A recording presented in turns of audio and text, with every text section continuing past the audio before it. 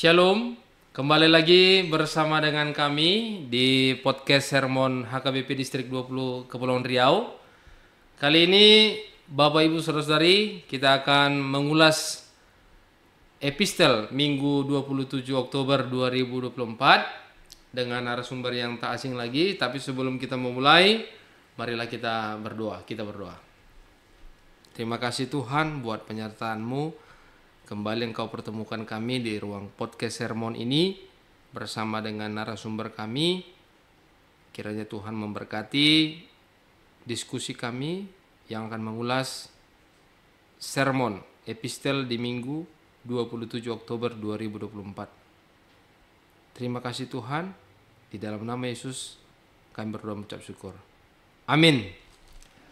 Iya, Bapak Ibu Saudara-saudari sekalian yang terkasih, di kesempatan ini kita akan mengulas epistel Minggu 27 Oktober 2024 dengan nas yang tertulis dalam Markus 10 ayat 46 sampai dengan 52 dengan topik minggu Tuhan sanggup melakukan segala sesuatu. Namun sebelumnya, karena saya juga sudah ditemani bersama dengan narasumber yang tak asing dan tak lain lagi, Pendeta Naibaho. Untuk itu mari kita sama-sama mendengarkan perkenalan dari beliau. Ya, kami serahkan kepada Amang Pendeta Naibaho. Terima kasih untuk Amang Pendeta Sirait. Shalom Bapak Ibu Saudara terkasih dalam nama Tuhan kita Yesus Kristus. Perkenalkan, nama saya Pendeta Manatar David Gibson Becker Naibaho. Kami melayani di Jemaat HKBP Pergamos, Resort Batu Haji Lama, Distrik 20, Kepulauan Riau, dan Inang, Parijabu, Boru Pancitan. Itu dulu yang bisa saya sampaikan, Amang Pendeta. Terima kasih. Baik, terima kasih Pendeta David Manatar David ya, Gibson Becker ya. Oh, panjang sekali ya, kalau ujian pasti lama sekali baru selesai ya. Ya, baik saudara-saudari, Bapak Ibu sekalian, kita sudah mengenal bahwa pembicara kita kali ini Bapak Pendeta Manatar Naibaho dengan teks yang tertulis dalam Markus 10 ayat 46 sampai dengan 52. Saya akan bacakan untuk kita sekalian, demikian firman Tuhan. Yesus menyembuhkan Bartimeus. Lalu tibalah Yesus dan murid-muridnya ke Yeriko. Ketika mereka keluar dari Yeriko bersama orang banyak yang berbondong-bondong, ada seorang pengemis yang buta bernama Bartimeus, anak Timeus, duduk di pinggir jalan. Ketika didengarnya bahwa itu adalah Yesus orang Nazaret, mulailah ia berseru, "Yesus, anak Daud, kasihanilah aku." Banyak orang menegurnya supaya ia diam. Namun semakin keras ia berseru, "Anak Daud, kasihanilah aku." Lalu Yesus berhenti dan berkata, "Panggillah dia." Mereka memanggil orang buta itu dan berkata kepadanya, "Teguhkanlah hatimu, berdirilah, ia memanggil engkau." Orang buta itu menanggalkan jubahnya, lalu segera berdiri dan pergi kepada Yesus. Tanya Yesus kepadanya, "Apa yang kau kehendaki kuperbuat bagimu?" Jawab orang buta itu, "Rabuni, aku ingin dapat melihat." Lalu kata Yesus kepadanya, "Pergilah, imanmu telah menyelamatkan engkau." Seketika itu juga ia dapat melihat lagi, lalu ia mengikut Yesus dalam perjalanannya. Demikian firman Tuhan. Ya, baik Amang Pendeta, tadi sudah kita baca dan sama-sama kita dengar bahwa di sini Yesus menyembuhkan Bartimeus. Boleh dijelaskan untuk memberikan pengantar dalam diskusi kita pada hari ini? Baik, terima kasih untuk waktunya Amang Pendeta. Ya. Untuk memahami perikop firman Tuhan dari Markus 10 ayat 46 sampai 52, tentu kita dapat membaca ulang dari pasal 8 sampai dengan pasal yang ke-10. agar kita dapat melihat keterhubungan daripada perikop ini, di mana terdapat dua kisah tentang tanda mukjizat yang diperbuat oleh Tuhan Yesus. Dan kedua tanda mukjizat tersebut merupakan satu runtutan perjalanan ketika Yesus bersama dengan murid-murid akan menuju kepada masuk ke kota Yerusalem untuk mengawali perjalanan akhir daripada Tuhan Yesus sampai dia taat disalibkan dan menunjukkan ketaatannya kepada Bapa. Nah, dari perikop firman Tuhan yang sudah kita baca tadinya, ada kisah di mana Yesus menyembuhkan seorang yang bernama Bartimeus. Dikatakan Bartimeus adalah seorang pengemis yang buta. Secara status sosial, Bartimeus tidak seberuntung dari orang kebanyakan. Dia sudah mengalami ketidakberuntungan dalam kondisi fisik dan juga secara sosial juga. Dia sudah dikatakan seorang yang melakukan atau bekerja sebagai pengemis ya untuk mempertahankan hidupnya. Dari ketidakberdayaan Bartimeus itu, namun kita lihat dia mengalami pemulihan yang luar biasa yang dilakukan oleh Yesus. Kita tahu Yesus melayani dan Yesus berbuat atau melakukan kasih, tanda mukjizat dan pengajaran itu semua bertujuan untuk membuat perubahan, ya, untuk membantu orang-orang yang membutuhkan pertolongan. Nah, dalam kisah Bartimeus ini menarik, ketika Yesus sedang berjalan, banyak orang berbondong-bondong mengikut Yesus, namun Bartimeus berseru serta berteriak, menyebutkan dua kali, Yesus anak Daud, kasihanilah aku. Kemudian dilanjutkan lagi ayat 48, anak Daud, kasihanilah aku. Dari teriakan seorang yang bernama Bartimeus, Yesus mendapatkan perhatian sehingga dikatakan Yesus berhenti lalu mengatakan panggillah dia. Nah, dari teriakan itu Yesus mendengarkan dan Yesus berbelas kasihan kepada Bartimeus, sehingga terjadilah dalam kisah ini kesembuhan yang dialami oleh Bartimeus itu memulihkan keadaannya dan itu membuat Bartimeus beroleh sukacita untuk mengikut Yesus karena dia telah menerima apa yang dia rindukan. Ya, mungkin itu dulu sebagai pengantar. Iya, ada dua kali Bartimeus berseru. Ini kalau kita bayangkan berarti lagi berbondong-bondong rame-rame, sementara Bartimeus yang tidak bisa melihat dia hanya bisa merasakan bahwa ada perjalanan yang sedang dilakukan yang bersama-sama dengan Yesus. Tadi pendeta juga sudah jelaskan bahwa Bartimeus tahu tapi dia tidak bisa melihat, ya kan? Sehingga dia dua kali memanggil Yesus. Menurut pendeta, dalam kehidupan kita saat ini, untuk penjelasan teks ini bagaimana kita menerapkan dalam situasi kita saat ini? Bisa. Terima kasih Abang Pendeta Sirait. Perihal seruan dan teriakan membutuhkan proses. Kita berseru kepada Tuhan dan kita berharap Tuhan mendengarkan seruan dan juga teriakan minta tolong kita. Hanya di dalam proses ini bisa membentuk kita menjadi pribadi yang sabar atau sebaliknya yang tidak sabar. Nah, ketika kita sabar di dalam seruan kita kepada Tuhan, maka kita meyakini Tuhan mendengarkan dan Tuhan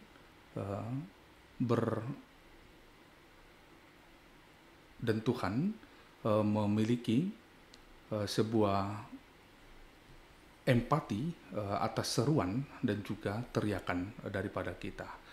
Tuhan yang maha mendengar dan Tuhan juga yang menjawab setiap seruan dan juga teriakan minta tolong kita. Seperti Bartimeus di dalam perikop kita, Ya. Dia harus berteriak kencang 2 kali, bahkan dia mendapatkan larangan, ya. Dia dilarang untuk tidak berisik, ya, bahkan orang menegur supaya dia diam. Namun dia tidak mengindahkan teguran itu, justru dia berkeyakinan Yesus pasti mendengarkan seruan minta tolongnya. Nah, dalam konteks masa kini kita bisa memetik sebuah renungan yang berharga, bahwasanya satu hal yang pasti, Tuhan akan mendengarkan dan Tuhan akan menjawab setiap seruan atau bisa dikatakan doa-doa yang kita sampaikan, sehingga kita diharapkan bisa bersabar mengikuti setiap proses. Tidak harus dengan sekejap saja atau seketika saja itu terjawab, namun dalam proses itu kita bisa memaknai cara Tuhan bekerja pasti mendatangkan kebaikan untuk setiap seruan yang kita sampaikan. Mungkin itu dulu Amang Pendeta yang bisa saya sampaikan. Baik, menurut Pak Pendeta tadi, Tuhan itu dan keyakinan kita semua pasti Tuhan mendengarkan tanpa melihat, memperhatikan keterbatasan fisik kita. Ya. Ini kan sudah menyangkut kepada difabel ya, Bang Pendeta. Jadi untuk penjelasan teks tadi sudah bisa kita mengerti. Mungkin juga saudara kita yang menonton ini pasti langsung nangkep ya, mau kemana tujuan dari teks ini, ya kan. Menurut Pak Pendeta, apa yang menjadi aplikasinya dalam kehidupan kita, Bang Pendeta? Ya, sebelum masuk ke aplikasi, saya membaca ada keterhubungan dari teks ini dengan teks sebelumnya, Markus pasal ke-10 ayat 36,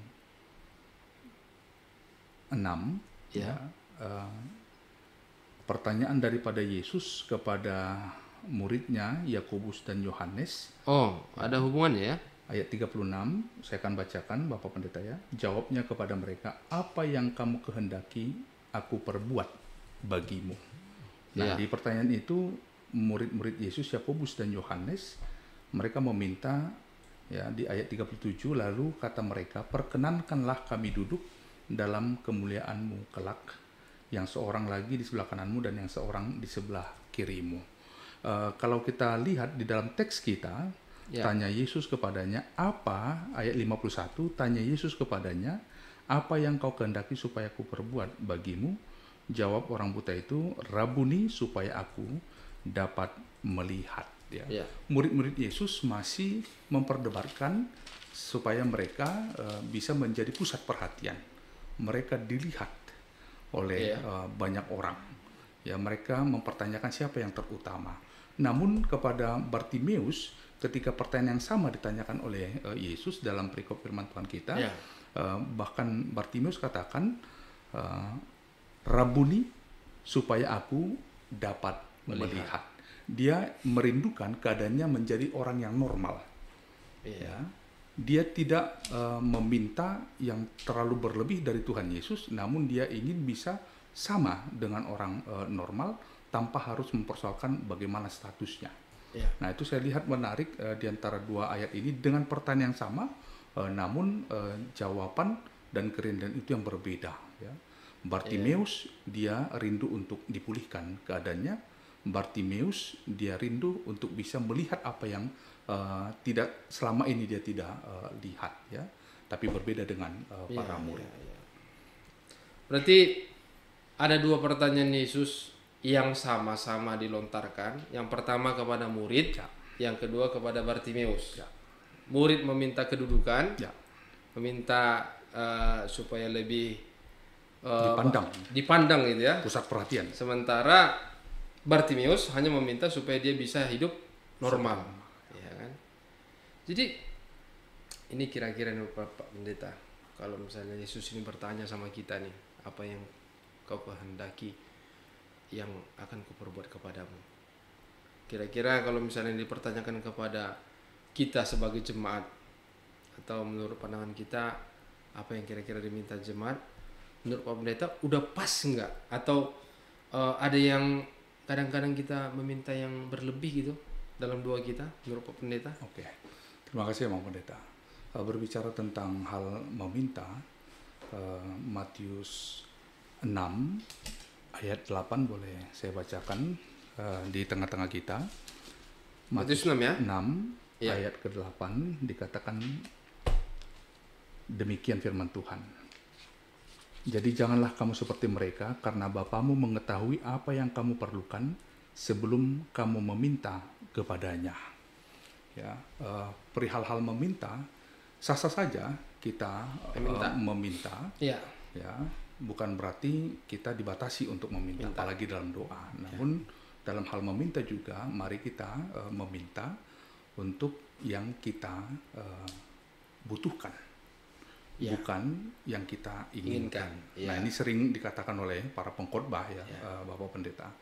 Nah, untuk hal yang kita butuhkan memang benar-benar itu sesuai dengan apa yang kita perlukan saat ini. Perlukan. Berbicara keinginan, banyak hal yang menjadi keinginan itu harus kita bedakan. Termasuk juga kita punya keinginan ya kan Pak Pendeta? Benar. Ingin jadi pendeta resort gitu ya. Maka di dalam doa Bapa kami juga hal meminta, Yesus ajarkan, berikanlah kepada kami pada hari ini makanan yang secukupnya. Makanan kami yang secukupnya. Tidak meminta yang lebih. Supaya apa? Satu tujuannya supaya kita tetap bergantung kepada Tuhan dan terus meminta dan berseru kepada Tuhan. Berarti tadi yang di Matius 6 ayat berapa tadi Pak Pendeta? 8 tadi mengatakan bahwa jangan seperti mereka karena Bapamu mengetahui apa yang kamu perlukan, ya kan? Bukan berarti kita dibatasi untuk meminta, tapi mintalah sesuai dengan kebutuhan ya, bukan keinginan. Karena memang sangat menarik ini yang Pendeta tadi mengatakan permintaan murid-muridnya juga itu udah bagian dari tidak kebutuhan ya. Itu udah keinginan ya. Benar. Jadi ada banyak keinginan di dunia ini. Termasuk juga kita punya keinginan. Tadi saya juga sudah singgung, kita juga pasti pengen jadi pendeta resort ya kan. Ya mungkin juga next time pengen ini pengen itu lagi lah dalam hal kedudukan jabatan. Tapi yang paling kita garis bawahi adalah kita harus meminta sesuai dengan kebutuhan kita. Terima kasih Pak Pendeta. Saya mendapatkan yang baru kali ini ya. Ternyata Bartimeus ini meminta kebutuhan dia. Dia hanya ingin untuk melihat. Dan untuk aplikasinya tadi belum Bapak Pendeta sampaikan. Sebelum sampai ke aplikasi saya mau terangkan dulu tadi Pak Pendeta katakan seperti itu. Ya. Apa tuh?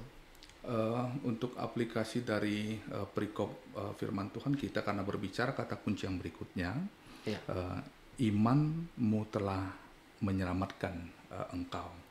Jadi Bartimeus memang tidak dicatatkan di sini apakah dia percaya sebelumnya atau setelah dia berjumpa dengan Yesus dia menjadi percaya dan dia dikatakan oleh Yesus, pergilah, imanmu menyelamatkan engkau. Nah, dari sini kita dapat perenungan yang begitu berharga bahwasanya iman menjadi landasan bagi kita untuk bisa menerima anugerah keselamatan. Nah, iman dari seorang Bartimeus itu bisa memotivasi kita pada masa kini betapa kita harus terus-menerus membangun relasi dan hubungan yang dekat dengan Tuhan. Nah, ketika Bartimeus tidak memiliki jarak dengan Tuhan, di situ dia tumbuh di dalam imannya, maka dia memperoleh apa yang dia rindukan. Nah, di masa kini juga mari kita lebih lagi dekat kepada Tuhan, bukan justru mengambil jarak, karena dengan kedekatan kita kepada Tuhan itu membuat kita terus diingatkan bahwasanya kita akan menjadi pribadi orang percaya yang memiliki iman yang teguh. Kita akan menjadi pribadi orang percaya yang terus bergantung kepada Tuhan dan terus berseru kepada Tuhan, dan kita meyakini mukjizat Tuhan itu pasti ada dalam setiap perjalanan kehidupan kita. Pemulihan Tuhan itu pasti akan terjadi ketika kita lebih dahulu mendekatkan dan bergantung kepada Tuhan. Di masa kini banyak hal yang membuat kita harus berjarak dengan Tuhan. Tetapi dari perikop firman Tuhan kita belajar betapa kita harus terus diingatkan, bangunlah relasi yang lebih dekat lagi dengan Tuhan sehingga hidup kita dalam hal ini spiritual kita bisa terus semakin ditingkatkan. Mungkin itu Amang pengantar sedikit tentang aplikasinya. Terima kasih Amang Pendeta. Tadi Amang Pendeta bilang bahwa hidup kita ada yang membuat jarak kepada Tuhan. Apa itu kira-kira? Berbuat atau mengambil jarak dengan Tuhan berarti mengambil sikap untuk tidak menggantungkan ya dirinya dengan Tuhan. Iya. Mengambil sikap untuk tidak terlalu acuh atau tidak untuk memberikan waktu untuk segala sesuatu yang berkaitan dengan persekutuannya dengan Tuhan. Nah, apalagi dalam konteks di masa kini, hal-hal itu harus perlu kita antisipasi. Tetap God must be number one. Wow. Tuhan harus tetap menjadi nomor satu. Itu yang lainnya mari kita buat nomor 2, 3 dan kesekian. Tetapi sebagai pribadi orang percaya supaya kita tidak berjarak dengan Tuhan, God must be number one. Berarti kalau ada nomor 2 itu bagian dari jarak ya? Jangan jadi itu yang membuat kita berjarak dengan Tuhan. Tetap Tuhan nomor 1. Iya. Soalnya tadi Pak Pendeta singgung ada beberapa faktor-faktor yang membuat kita berjarak kepada Tuhan kan gitu. Kira-kira itu apa? Jaraknya apa namanya? Apa ya? Terjemahan dari jarak itu. Yang saya maksudkan jarak itu bisa diartikan banyak hal ya.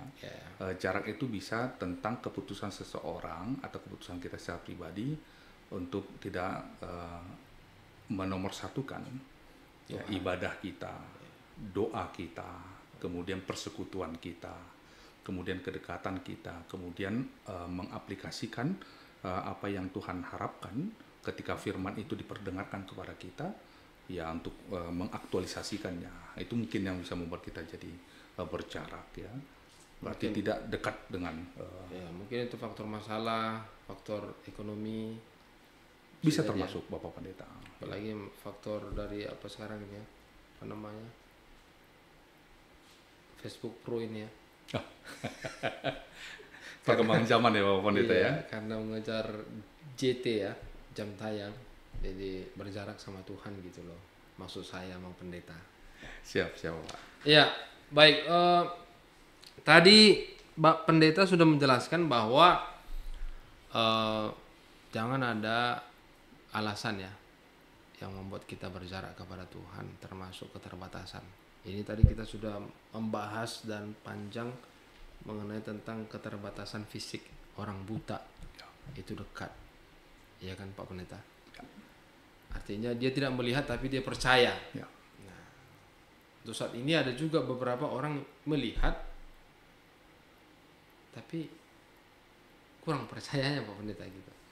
Ini gimana kira-kira supaya bisa memahami bahwa orang buta sekalipun begitu kuatnya percaya, bahkan dikatakan imanmu menyelamatkanmu. Artinya dia bukan berdasarkan apa yang dilihatnya, tapi dia betul-betul mengimani apa yang dia imani, gitu kan? Bisa Pak Pendeta sampaikan kepada saudara kita yang di rumah gimana supaya kita semakin teguh beriman sehingga komitmen dan kalimat imanmu menyelamatkanmu sola fide itu ada dalam kehidupan orang Kristen. Baik, terima kasih Bapak Pendeta.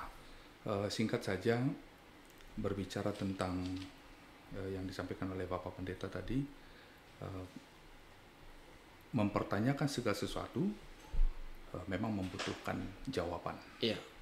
Dan itu identik kita memerlukan bukti-bukti untuk mendukung daripada apa yang kita pertanyakan. Nah, hanya saja kalau berbicara tentang iman, kita tidak harus menggantungkan dalam sebuah kepastian bahwasanya segala sesuatu itu harus dapat kita lihat, dibuktikan. Ya, bahkan iman adalah untuk hal-hal yang di luar dari apa yang kita lihat sekalipun. Nah, maksud saya di situ, Bapak Pendeta, kita tidak harus mempersoalkan tentang bukti-bukti, namun percayalah, yakinlah, imanilah dalam pendengaran kita, dari kesaksian orang banyak, dari penglihatan bahkan untuk konteks yang bisa melihat tanpa harus memperdebatkan mana bukti. Ya, di situ dilihat sejauh mana kita benar-benar dibentuk menjadi pribadi orang percaya yang tidak harus mempersoalkan tentang saya melihat bukti, saya terima bukti, baru saya percaya. ya, betapa bersukacitanya kita sebagai pribadi orang percaya jika kita menjadi percaya, beriman tanpa harus mempertanyakan tentang bukti. Ya. Baik, Bang Pendeta, kita sudah panjang kali lebar ngomong, tapi silakan dulu minum Pak Pendeta. Oke. Barangkali haus tadi jauh-jauh dari Batu Haji ya kan. Terima kasih Bang Pendeta. Sampai ke studio kita ini tentang firman Tuhan epistel di minggu tanggal 27. Ya, untuk saudari, Bapak Ibu sekalian, kita sudah mendengarkan dari keterangan dari Bapak Pendeta Naibaho, sangat luas dan dalam. Semoga ini menjadi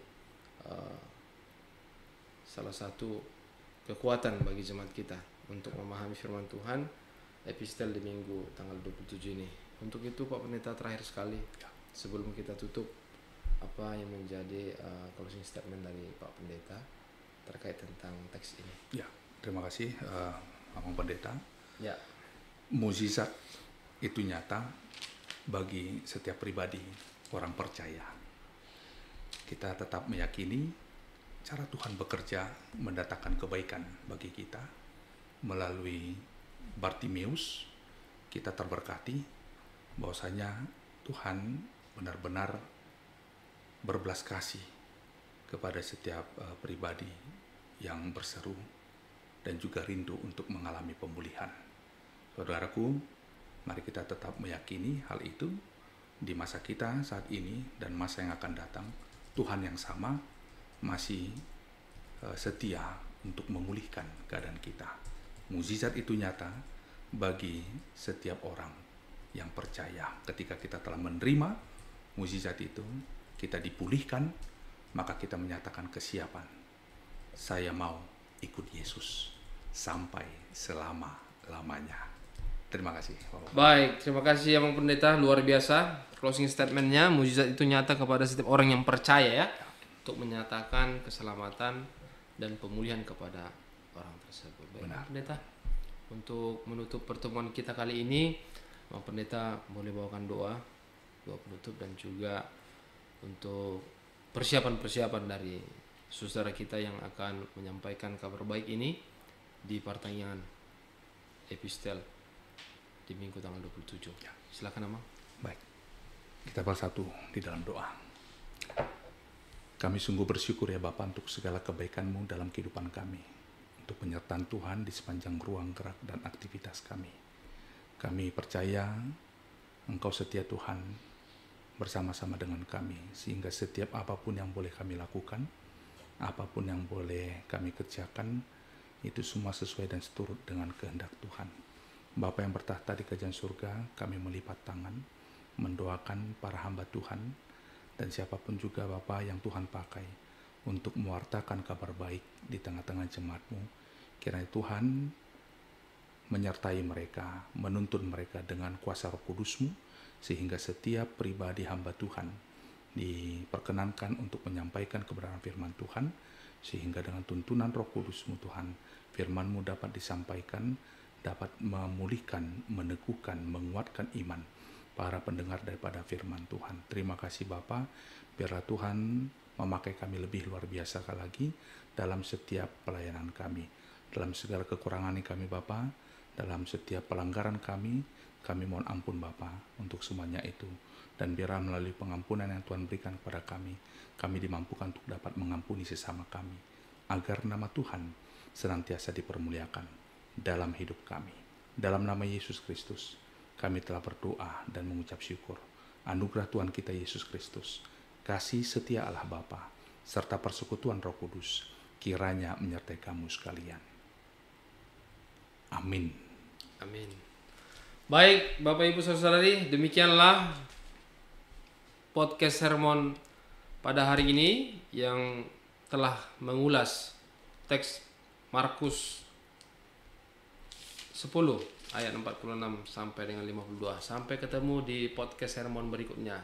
Tuhan Yesus memberkati. Horas.